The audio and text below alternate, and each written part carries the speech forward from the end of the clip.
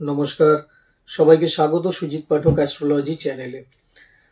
আজকে আমি আপনাদের সামনে যে আলোচনাটি রাখবো সেটি হচ্ছে রাহুর গৃহ পরিবর্তন। রাহু বর্তমানে মীন রাশিতে রয়েছে এবং 18ই মে 2025 রাহু তার রাশিটা পরিবর্তন করে প্রবেশ করে যাবে কুম্ভ রাশিতে, যেটা তার মূল ত্রিকোণ ক্ষেত্র। এই রাশি পরিবর্তনের ফলে বৃশ্চিক রাশির জাতক জাতিকারা কি ফল পেতে চলেছে তারই একটি আলোচনা আজকে আমি করব। যারা আমার চ্যানেল প্রথম দেখছেন অথচ সাবস্ক্রাইব করেননি, চ্যানেলটিকে অবিলম্বে সাবস্ক্রাইব করে দিন এবং পাশে থাকা বেল আইকনটি প্রেস করে দিন পরপর নোটিফিকেশন পাওয়ার জন্য। বর্তমানে রাহু অবস্থান করছে আপনাদের রাশি থেকে পঞ্চম ভাবে এবং আগামী 29শে মার্চ শনি মহারাজও কিন্তু সেইখানেই এসে মিলবে রাহুর সাথে। তখন কিন্তু আপনাদের জীবনে একটা বড় ঘটনার প্রভাব শুরু হবে, অর্থাৎ যে সমস্যাগুলোর মধ্যে দিয়ে আপনি চলছিলেন সেই সমস্যাগুলো ধীরে ধীরে সর্ট আউট হতে থাকবে এবং আপনি কিন্তু আপনার যে চলার পথ সেটা অনেকটাই মসৃণ পাবেন। যারা ব্যবসা বাণিজ্য করছেন, যারা নতুনভাবে লগ্নি করতে চাইছেন, যারা নিজেদের ফ্যাক্টরি বা কোনো রকম অফিস স্থাপন করতে চাইছেন, তাদের ক্ষেত্রে কিন্তু খুব ভালো একটা সময় সেই সময় থেকে শুরু হবে। এবং শনি এখানে সম্পূর্ণ সহযোগিতা করবে রাহুকে একদম 18ই মে পর্যন্ত। 18ই মে এর পরে কিন্তু রাহু বেরিয়ে চলে আসবে আপনাদের চতুর্থ ভাবে, রাশি থেকে চতুর্থ ভাবে। এই যে মীন রাশিতে রাহু রয়েছে তাতে কিন্তু আপনাদের কনফিডেন্স লেভেল একদম জিরোতে নিয়ে এসছে। এই যে 18 মাস ছিল রাহু, তাতে কনফিডেন্স লেভেলটাই জিরোতে নিয়ে গেছে। আপনি আপনার ভেতরে নিজের যে সাহস বা উদ্যম সেটা কিন্তু অনেকটাই হারিয়েছেন। আপনি মনে মনে ভাবছেন যে আপনার জীবনে হয়তো কিছু হবে না, এত চেষ্টা করছি, চেষ্টার পরেও যখন কোনো ফল আসছে না তাহলে বোধহয় জীবনের সব শেষ। কিন্তু না, যখনই এই চতুর্থভাবে রাহু প্রবেশ করে যাবে সবার আগে আপনার কনফিডেন্স লেভেলকে রাহু কিন্তু অনেকটাই বাড়িয়ে দেবে এবং নিজের আত্মবিশ্বাস যখন আপনি ফিরে পাবেন তখন কিন্তু আপনি আপনার কর্মের জায়গা, আপনার ব্যবসার জায়গা, আপনার প্রফেশনের জায়গা, আপনার বিদ্যাক্ষেত্রের জায়গা, প্রত্যেকটা জায়গাতে কিন্তু আপনি সফলতার ছাপ রাখতে পারবেন। একটা এমন ট্রান্সফরমেশন তৈরি হবে যেন মনে হবে কোনো গ্ল্যামলার অথবা কোনো জাদুকর আপনার পাশে এসে দাঁড়িয়ে আছে, যে আপনাকে প্রতিনিয়ত উদ্বুদ্ধ করছে যে তুমি এটা করো, তুমি এটা পারবে। এবং আপনি কিন্তু সেইভাবেই যদি সেই উদ্যমে এগিয়ে যান তাহলে পরে আপনার সফলতা কেউ কিন্তু আটকাতে পারবে না। তবে একটা কথা মনে রাখবেন, রাহু কিন্তু অ্যাক্টিভ, সবসময় অ্যাক্টিভনেস রাহুর ভেতরে থাকে। সে ক্রান্তি করে, সে বিপ্লব আনে।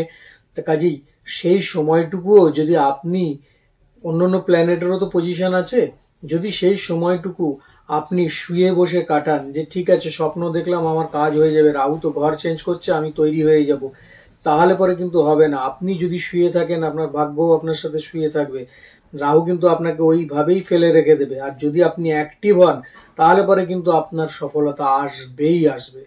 একটা কথা মনে রাখবেন, রাহু যদি আপনাদের চতুর্থ ভাবে অবস্থান করে তাহলে পরে গোচর করে কেতু কিন্তু আপনাদের দশম ভাবে চলে যাবে এবং এই দশম ভাবের কেতু কিন্তু আপনার কর্মক্ষেত্রে আপনাকে উচ্চতা প্রদান করবে। কেতু এমনিতেই আমাদের উচ্চ স্থান নির্দেশ করে। কেতু দেখবেন যে কোনো বাড়ির ছাদে যে ধ্বজা থাকে বা পতাকা থাকে বা মন্দিরে যে পতাকা থাকে, সবচেয়ে উচ্চ স্থান যেখানে কেতন ওড়ে, কেতন হচ্ছে কেতু।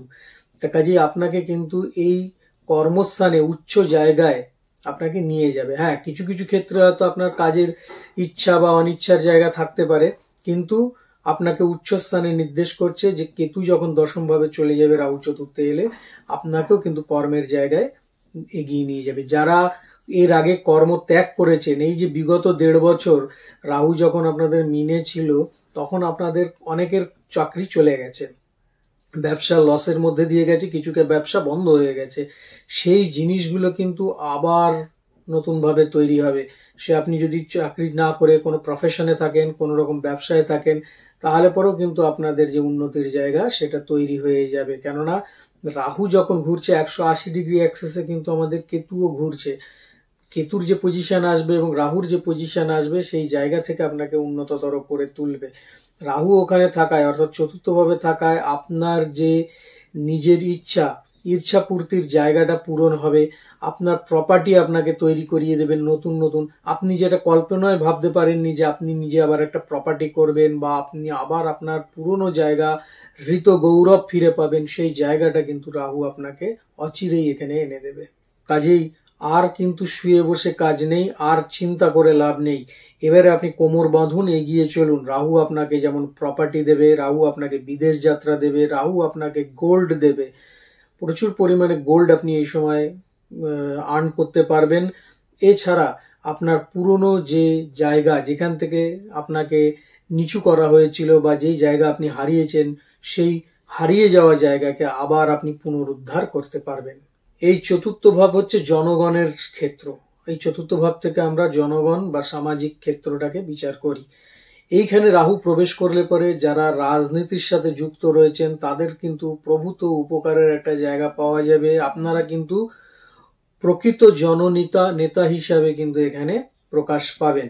তবে একটা কথা, যে রাহু যেহেতু চতুর্থ ভাবে রয়েছে, জনগণ, আমি এর আগেও বলেছি, রাহু হচ্ছে বিপ্লব, রাহু হচ্ছে ক্রান্তি।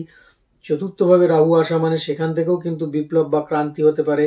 যদি আপনার অনৈতিক কোনো রকম কাজকর্ম থাকে বা অসামাজিক কোনো কাজকর্ম থাকে, তাহলে পরেও কিন্তু জনগণ দ্বারা আপনি আক্রান্ত হতে পারেন, কারণ সেই আক্রোশ কিন্তু আপনার ওপরেও পড়তে পারে। সেক্ষেত্রে আপনাকে সঠিক পথে চলতে হবে এবং আপনি তাহলে পরে জননেতা হিসেবে 1 নম্বরে প্রতিষ্ঠিত হতে পারবেন। রাহু আপনাদের চতুর্থ ভাবে চলে আসাতে আপনাদের মোক্ষ ত্রিকোণকে অ্যাক্টিভেট করে দেবে। মোক্ষ হচ্ছে সমস্ত কিছু শখ, শৌখিনতা বা যা যা আপনার দরকার সমস্ত কিছু পাওয়ার পরে ত্যাগ করা, যে আমার সব উপভোগ করা হয়ে গেছে, এবারে আমি ত্যাগ করছি, এখানে থেকেই মোক্ষের শুরু। ঠিক সেই রকমই রাহু কিন্তু আপনাকে সমস্ত রকম বিলাস ব্যসন সবকিছু এই জায়গাতে, এই যে 1.5 বছর, বিশেষভাবে এই 1.5 বছর আপনাকে সমস্ত কিছু প্রদান করবে। মানে এতটাই প্রদান করবে, শেষের দিকে আপনার মনে হবে আমার আর দরকার নেই, যা আছে ঠিক আছে, আমি আমার মতন থাকি। রাহু এই চতুর্থ ভাবে এসে আপনার চোখ সম্পূর্ণ রকম ভাবে খুলে দেবে। কেননা রাহু কিন্তু আপনার অষ্টম ভাবেও দৃষ্টি দেবে। অষ্টম ভাবে দৃষ্টি দেওয়াতে আপনি বুঝতে পারবেন, এই চতুর্থ ভাব থেকে যখন রাহু অষ্টম ভাবকে অ্যাক্টিভেট করছে, আপনার বন্ধু সাজা শত্রুদেরকে আপনি নিজেই শনাক্তকরণ করতে পারবেন এবং বিগত দিনে আপনি যে ভুলগুলো করেছিলেন সেই ভুলগুলোর রেকটিফিকেশন আপনি নিজে করতে পারবেন। কেননা অনেকেই আছে যে বন্ধু সেজে আপনার ক্ষতি করবার চেষ্টা করেছে, সেটা আপনি হয়তো তখন বোঝেননি, কিন্তু এইবারে আপনার উপলব্ধি হবে যখন রাহু চতুর্থ ভাবে এসে উপস্থিত হবে, তখন আপনি বুঝতে পারবেন যে কারা আপনার সাথে বন্ধু সেজে খেলা খেলেছে। পারিবারিক ক্ষেত্রেও অনেকে নানাভাবে আপনাকে ছোট করবার বা নিচ করবার চেষ্টা করেছে, সেই জায়গা থেকে আপনি বেরিয়ে আসতে পারবেন। শুধু তাই নয়, যারা এই চেষ্টাগুলো করেছে তারা কিন্তু এসে আপনার কাছে শরণাপন্ন হবে, তাদেরও ভুল বুঝতে পারবে এবং তারা আপনার কাছে ক্ষমা প্রার্থী হয়ে থাকবে। আপনাদের 12th হাউসকেও রাহু এখান থেকে অ্যাক্টিভেট করে দেবে। 12th হাউসকে অ্যাক্টিভেট করার ফলে আপনার বিদেশ যাত্রার যে যোগ সেটা তৈরি হবে। যারা চেষ্টা করছেন যে বিদেশে যাবেন বা বিদেশে গিয়ে কাজকর্ম করবেন, তাদের একটা ভালো সুযোগ এই সময় চলে আসবে। হ্যাঁ, কিছু অর্থকড়ি আপনার হয়তো খরচ হতে পারে, কিন্তু সেই টাকাটা নগণ্য, আপনার হাতে কিন্তু অর্থ অঢেল পরিমাণে আসবে। এবারে খরচ যেটা হবে সেটা যে শুধু ফালতু কাজে খরচ হবে সেরকম নয়, আপনার খরচকে কিন্তু অনেকটাই কন্ট্রোল করে দেবে চতুর্থ ভাবে থাকা রাহু। এছাড়া যদি গুপ্তবিদ্যার সাথে আপনি যুক্ত থাকেন, কোনো কালা জাদু, কোনো শিক্ষা আপনি গ্রহণ করেন বা অ্যাস্ট্রোলজি নিয়ে পড়াশোনা করেন, তাহলে পরেও কিন্তু আপনাদের ক্ষেত্রে এই সময়টা অত্যন্ত শুভপ্রদ সময়। আপনি কিন্তু সুন্দরভাবে এগিয়ে যেতে পারবেন এবং আপনার প্রভূত জীবনের যে আনন্দ সেটাকে কিন্তু আপনারা উপভোগ করতে পারবেন।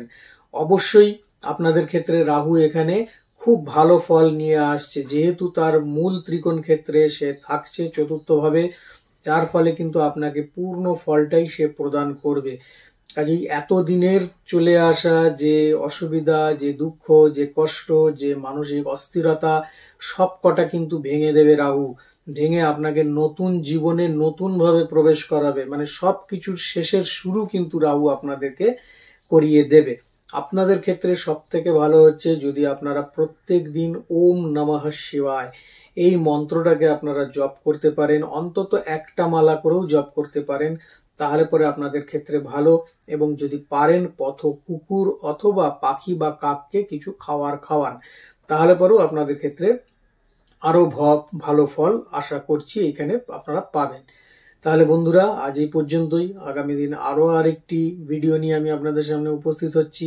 ততক্ষণের জন্য সবাই ভালো থাকুন, সুস্থ থাকুন এবং অবশ্যই আমার চ্যানেলের সঙ্গে থাকুন। নমস্কার।